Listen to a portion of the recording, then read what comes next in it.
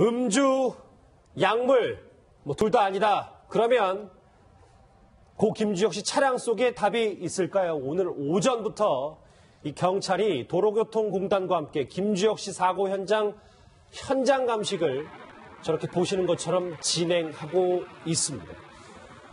김복준 교수님. 예. 저 현장에서 얻을 수 있는, 뭐 부검을 통해서는 나온 게 없기 때문에 현장을 예. 통해서 얻을 수 있는 게 뭐가 있을까요? 지금 이제 도로교통공단하고 같이 하는 건데요. 이른바 이걸 시뮬레이션이라고 해요. 이 처음에 추돌했던 지점, 그 차량이 지나가는 경로, 이걸 그 사건 현장에 있었던 그대로를 그리면서 진행하는 그 시뮬레이션이거든요. 예. 그 과정에서 어떤 문제점이 도출되는지 여부를 확인하는 그런 작업이기도 하죠. 아하. 예. 그렇군요. 그렇다면 저 작업에서 조금 유의미한 것도 나올 수 있는 거죠? 시뮬레이션 하는 과정에서 우리가 생각지 못한 어떤 그 기계적인 게 이건 불가능한 상태가 이어졌다든지 뭐 이런 것 등등은 발견되는 경우가 왕왕 있어요. 오늘 오전 11시부터 시작한 현장 차량 정밀 조사 관련해서 현장 화면을 같이 보고 계십니다. 그 사이에 제 왼쪽과 오른쪽에 차량 전문가, 자동차 전문가, 연애 전문가 각각 나오셨습니다. 어서 오십시오. 네, 안녕하세요. 예. 박 대표님, 아무래도 질문을 좀 이어가자 보면 오늘 가장 밝혀야 될 맹점은 고 김주혁 씨가 왜 갑자기 급가속을 하잖아요. 이 부분은, 이 원인이 뭐였나, 이 부분을 밝혀내는 게 가장 중요할 것 같아요. 그렇죠. 사실은요. 근데 이 차가 워낙 배기량이 크기 때문에 엑셀만 조금만 밟아도 급가속 됩니다. 맞아요. 이 기존의 차들하고는 완전히 달라요. 그래서 지금 속도 추정만 가지고 뭐 급발진이다 아니면 뭐 악셀을 밟았다가 아니라 이 차는 기존의 한국 차하고 비교해서는 안 되는 게 뭐냐면 고성능이란 말이죠. 예. 그러면 엑셀을 조금 밟아도 그냥 확 튀어나가는 입장인데 예. 이 차가 처음에 섰다가 가는 것이 아니라 서서히 굴러가다가 가는 거란 말이죠. 그렇기 때문에 그 상황에서 어떤 상황에서 엑셀 페달을 잘못 밟았을 경우에 조금만 밟아도 그는 급가속이 됩니다. 우리가 보기에는 급발진처럼 보일 수가 있어요. 그러니까 저 차, 그러니까 뭐 벤츠 지바겐이 이 통상적으로 그냥 보통 차들과는 조금 특성이 다르기 때문에. 그렇죠. 그 속도만 보고 가는 거 보고 저거 다른 차에 우리나라 차 비교했을 때 급발진 같다. 급발진 현상하고 똑같다라고 볼 수는 있는데 예. 그 차 배기량이 우리나라 차의 거의 2배 아닙니까? 그렇죠. 그리고 원래 고성능이기 때문에 조금만 밟아도 호 나가요. 그렇기 때문에 속도만 가지고 급발진이 나야 하는 건 절대 안 되는 거죠. 그럼 저 오른쪽 갓길로 갔을 때 화면 다시 한번 보시면 뭐 자동차 전문가시니까 지금 저렇게 좀 가는 장면 있잖아요. 네. 이제 저 차는 엑셀레이터를 아주 살짝만 밟아도 저렇기 때문에 스키드 마크나 요 마크로도 확인이 안 된다는 얘기입니까? 요새 자동차들은 저 차 같은 거 ABS 브레이크 장치가 있어요. ABS 브레이크 장치가 있는 거는 브레이크를 밟더라도 스키드 마크 잘 안 생깁니다. 예. 거의 정지치면 나와요. 그 다음에 여기 지금 나와 있던 스키드 마크 같은 게 한쪽만 나와 있잖아요. 예. 원래 많이 스키드 마크가 나오면 네 바퀴 다 나와야 되는 거죠. 그런데 한쪽만 나왔기 때문에 부딪히면서 브레이크가 오는 한쪽에 고정되고 바퀴가 그래서 끌려간 요 마크 정도로 전 봤어요. 왜냐면 제가 스키드 마크를 자세히 봤는데 브레이크를 밟을 때면 그 스키드 마크가 크고 작고가 돼서 거의 같이 무게로 그냥 끌려가야 되거든요. 고정된 상태에서 그게 스키드 마크란 말이죠.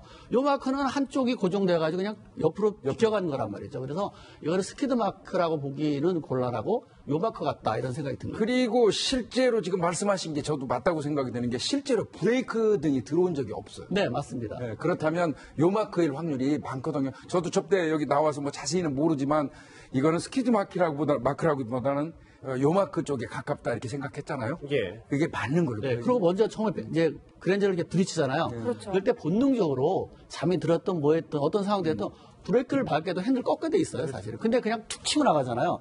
그렇기 때문에 이건 차량이 아니라는 생각이 들고요. 또 하나 차량 이쪽에서 결함은 아니다라는 아닐 확률이 높아요. 그다음에 버스가 이렇게 오잖아요. 예. 그러면 아무래도 뒤에 상황 딱 보거든요. 그리고 그때부터 쭉 가던 상황이기 때문에 뒤에 오는 차 같이 따라갔단 말이죠. 그러다 갑자기 꺾은 거기 때문에 이거는 차량의 급발진으로 가면 이렇게 꺾지는 않죠. 바로 직진해서 뭔가 조치를 하지 예. 꺾으면서 조치하기는 어렵거든요. 오히려 더 어렵단 맞아요. 말이죠. 그래서 이거는 내가 차량이라기 보기는 좀 곤란한 면이 있어요. 그다음에 스키드 마크가 났으면 브레이크 밟았으면 4개가 다 나야 되는데 한쪽만 맞아요. 강하게 났다는 얘기는 어떤 바퀴가 부딪히면서 고정돼가지고 끌려가면서 나타나는 마크 같아요. 그러면 바로 결론 그럼 뭔 것 같습니까? 자동차 전문가시니까. 자동차는 아니고 사람과 인적인 관계 아닌가라는 생각이 저는 강하게 들어요. 왜냐하면 제가 급발진 관련된 99년부터 모든 사고 나는 것들을 제가 영상도 많이 봤고 분석도 많이 해봤는데 이거는 제가 차가 나가는 속도만 봐서 급발진이라고 보는데 스피드 마크라든가 브레이크 안 밟은 거라든가 또 직진이 아니라 대부분 직진하면서 뭔가 조치를 하거든요.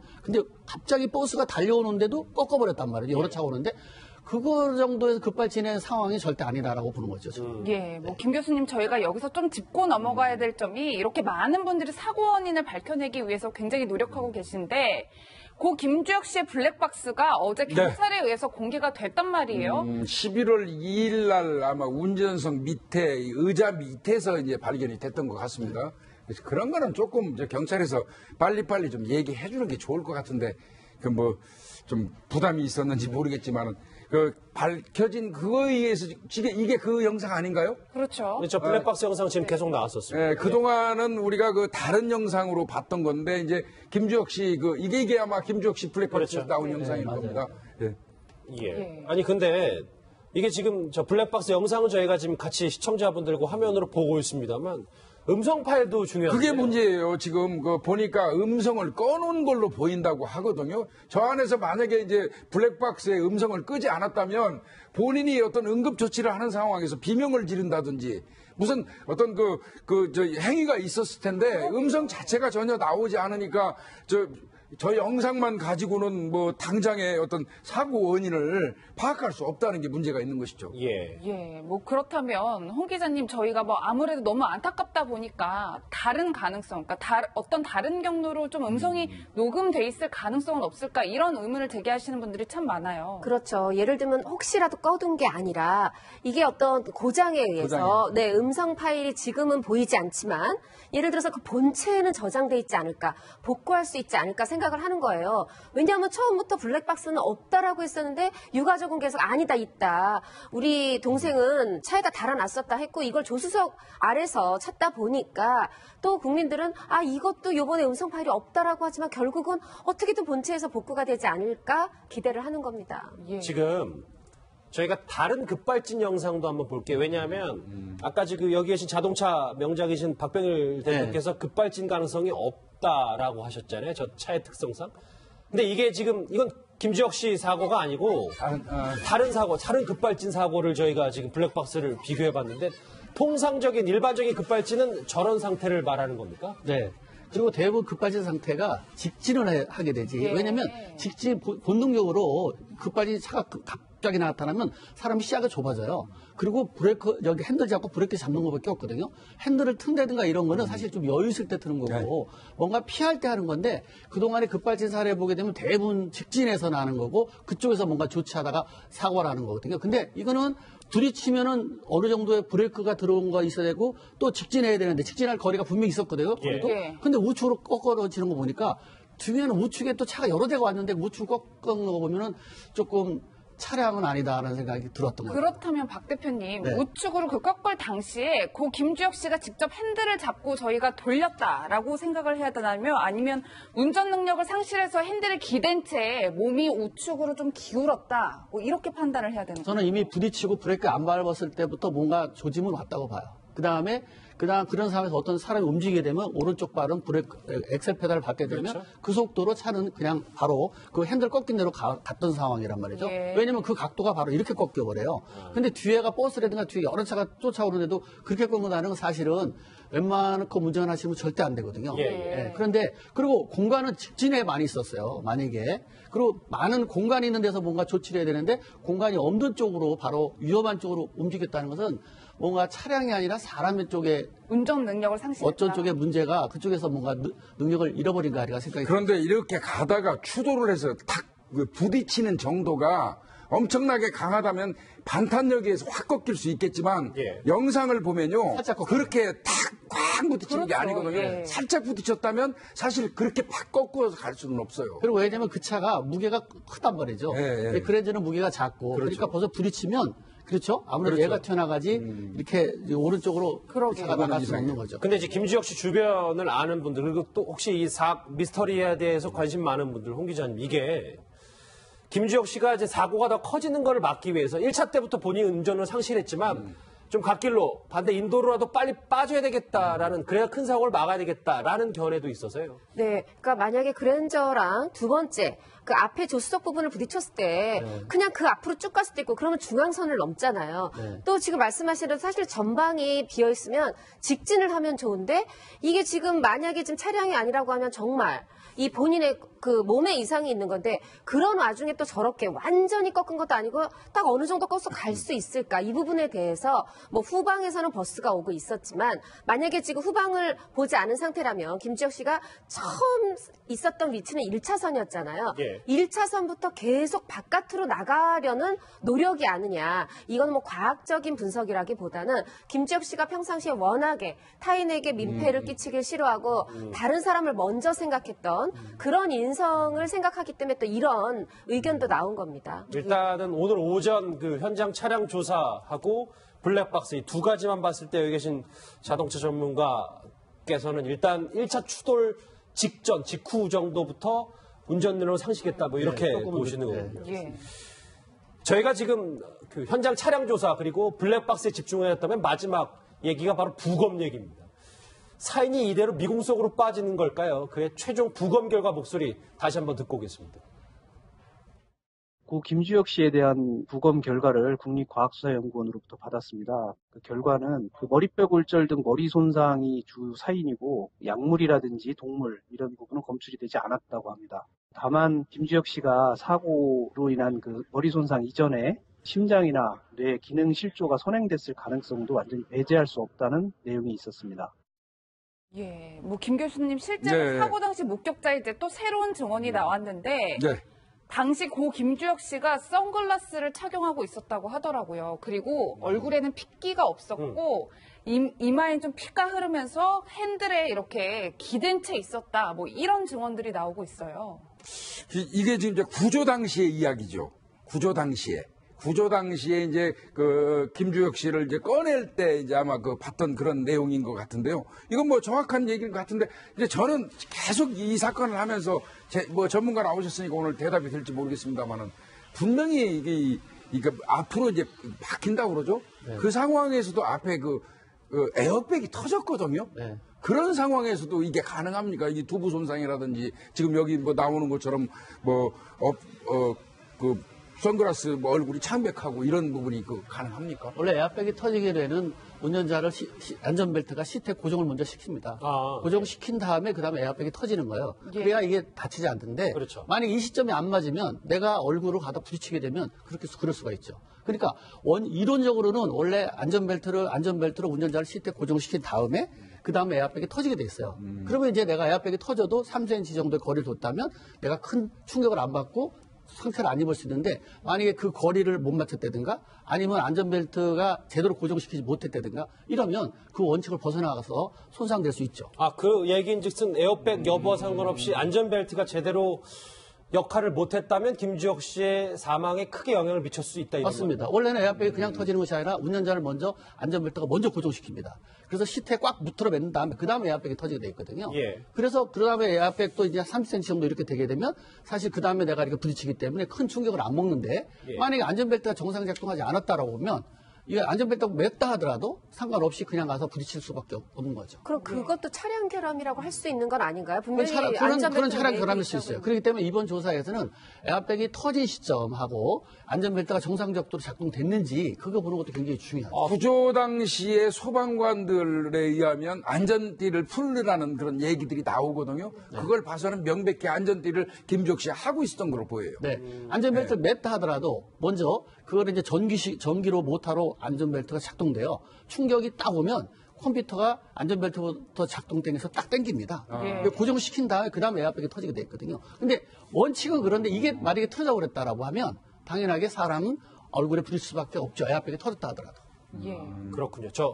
그러면 조금 하나만 더 정리하자면 일단 두 가지가 풀어야 될 게, 그러니까 첫 번째 1차 추돌 때 어떤 본인이 운전 능력을 상실한 부분이 도대체 뭐였는지. 그리고 두 번째, 이제 머리 손상을 받았을 때 진짜 에어백이 터졌음에도 불구하고 안전벨트가 제대로 작동을 못했던 그 두 가지를 확실히 체크하는 게 중요하겠네요. 맞습니다. 그 다음에 뭐 차량도 뭐 배제할 수는 없는데 차량도 보면 전체적으로 해볼 필요가 있겠지만 지금은 제가 본 안전벨트하고 안전벨트 맸는데도 에어백이 터졌는데도 하며 다쳤다고 보면 안전벨트하고 에어백이 터진 시점이 안 맞을 수도 있다라는 생각이 있습니다. 예. 그렇군요. 지금 저희가 이제 차량 조사, 블랙박스, 부검 얘기까지 해보는데 부검에서 하나 더 짚어볼 얘기가 있습니다.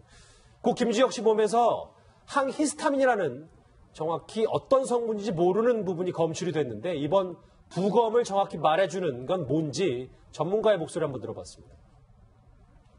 항히스타민은 그 두드러기나 알레르기나 이런 가려움증이 생겼을 때 그걸 해결하기 위한 약제입니다. 김주혁 씨한테 처방된 것이 하루 하나를 먹으라고 처방이 됐는데 그것 때문에 김주혁 씨의 사건에 무슨 문제가 생겼을 거라고는 전혀 생각하지 않습니다. 심근경색이라고 하고 만약에 문제가 생겼다면 부검 결과에 그게 반드시 보여야 됩니다. 지금 확인할 수 없다는 의미는 심근경색이 없었다라는 의미로 해석해도 됩니다.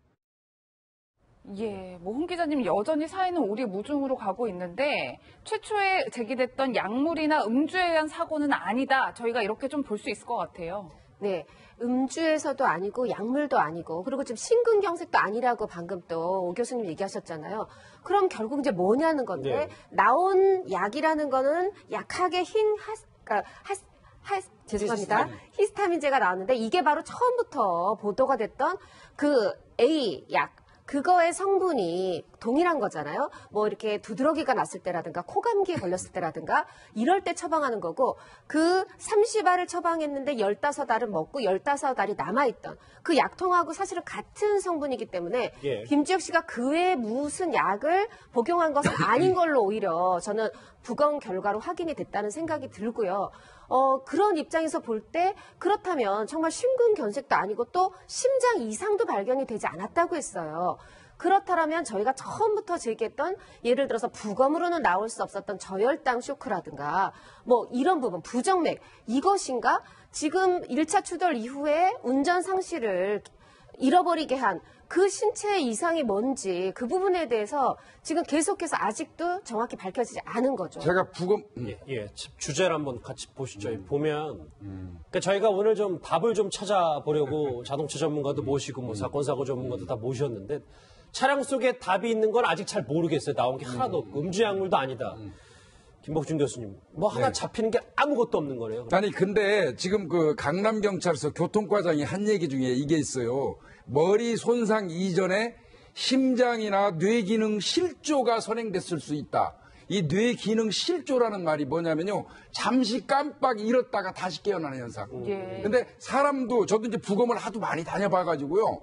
사람도 정상적인 사람도 어떤 경우에는 심장으로 막 이렇게 이제 피가 공급되지 않습니까? 그 근육이 수축된 상태에서 순간적으로 잠시 멈추는 수가 있대요. 깜빡 멈췄다가 다시 팍 펴지면 이제 기능이 돌아오는데 그런 경우에 이제 그 실조라고 얘기를 하는데 예. 그 경우에는 부검을 해도 사실 그 심장으로 통하는 그 관을 부검을 잘게 썰어서 해도 열려 있는 그 원래라도 이러면 각 잠겨 있어야 되잖아요. 근데 잠겨 있지 않고 열려 있는 현상도 보이기도 하거든요. 그래서 협심증이라든지 급작히 잠깐 멈췄다가 다시 품어지는 현상이 있을 때는 부검으로도 안 나타나는 경우도 왕왕 있다는 것이죠. 예. 그래서 어떤 형태적인 이상 부검을 했을 때 그것만 우리가 이제 부검으로 확인이 되는 거지 어떤 장기의 기능적인 이상까지는 체크가 안 된다는 게 어떤 부검의 한계이기도 하거든요. 예, 알겠습니다. 그런 가능성도 배제하지 말아야 된다고 봅니다. 예, 김 교수님 하지만 저희가 고 김주혁 씨의 이 사고 원인 심장이나 뇌기능 실조가 선행됐을 수 있지만 이게 부검 결과에서 안 나온다면 끝까지 미궁으로 그냥 남겨줘야 된다. 저희는 이렇게 생각해야 되는 거죠. 아니 이제 일단은 그래도 이제 이 차량은 아직 한 달 정도가 소요됩니다. 차를 완전히 이제 감정하고 해서 최종적으로 그거하고 이걸 다 합쳐서 결론을 내릴 수밖에 없고요. 지금 진행하고 있는 시뮬레이션도 그 과정에서 또 우리가 생각하지 못한 어떤 부분이 그 여지가 있는지 여부도 판단하는 거거든요. 그래서 전체를 종합적으로 판단해가지고 아마 이 결론을 내릴 걸로 보여집니다. 박 대표님, 저 오늘 오전 저 차량 현장 감식하는 모습인데요. 저 차량을 완전히 다 분해한다라고 보면 되는 겁니까? 한 달 동안요? 분해하는 것이 아니고 현 예. 상태 분해하면 안 됩니다. 예. 그러면 원인 못 잡아나가요. 그 상태에서 지금 현재 원래는 처음에 부딪힌 데가 어딘지 그리고 이제 그 엑셀 페달이라든가 그런 쪽에 혹시나 엑셀 페달 다 안 밟았는데 센서가 나빠서 자동으로 밟힐 수도 있거든요. 그러니까 운전자가 좋지 못할 수도 있어요. 그래서 운전자 엑셀 페달의 현 상태가 어떤지를 한번 봐야 되고 그다음에 안전벨 따고 에어백 터지는 부분에서도 지금 현재 EBR 장치라서 에어백이 터졌을 때 사고 전과 후에 나타나는 기록 장치 원래 있으면 이거 명백한데 이게 지금 없다는 거 아닙니까? 없다 보니까 아이고, 요거는 이제 주변 어렵네요. 상황들 잘 봐야 돼요. 에어백 터지는 거 그다음에 지금 정상적으로 감기고 있는 건지 감았던 건지 그다음에 에어백 터진 것도 어떻게 터졌는지 왜냐면 터졌다고 무조건 된 건 아니거든요. 그 터진 시점들을 잘 보시면 좀 될 것 같아요. 예, 홍 기자님 이제 고 김주혁 씨의 이 사고 원인, 사망 원인이 제대로 규명돼야 할 것 같은데 이런 와중에 그가 남기고 간 영화 선물이 있다 이런 소식이 있어요. 네, 맞습니다. 내년에 이제 설이나 상반기쯤에 먼저 만나게 될 영화는 이제 배우 정우 씨랑 찍은 흥부예요. 이 조선 현종 시대를 배경으로 한 건데 여기서 김주혁 씨는 새로운 세상을 꿈꾸는 양반 조혁을 맡았고요. 또 하나의 작품은 이제 독전인데 이거는 조진웅, 류준열 씨랑 함께했어요. 여기서는 이 중국 그 마약 시장계의 거물 할인역을 했어요. 이것도 또 뒤이어서 개봉을 할 걸로 보이고 저는 개인적으로 창궐이라는 영화가 5번 촬영을 앞두고 있었는데 한 번 촬영만 했거든요. 그래서 배우가 이제 김태우 씨로 교체되긴 했는데 아마 많은 팬들의 마음이 이게 사실은 가장 마지막에 한 연기거든요. 그렇기 때문에 뭐 영화 뒷부분에 어떤 추모 영상으로 나오든 어떤 식으로든 대중이 그의 마지막 연기를 볼 수 있었으면 하는 게 저의 개인적 바람입니다. 예. 아직까지는 김주혁 씨의 사인에 대해서 명확히 밝혀진 게 거의 없다고 봐야 할 것 같은데요. 차량 조사 결과 한 달 정도 걸린다니까 그래도 저희가 좀 기다려 보겠습니다. 김복준 교수님이 계속 함께해 주시고 나머지 두 분은 여기서 인사를 드리겠습니다. 고맙습니다. 네.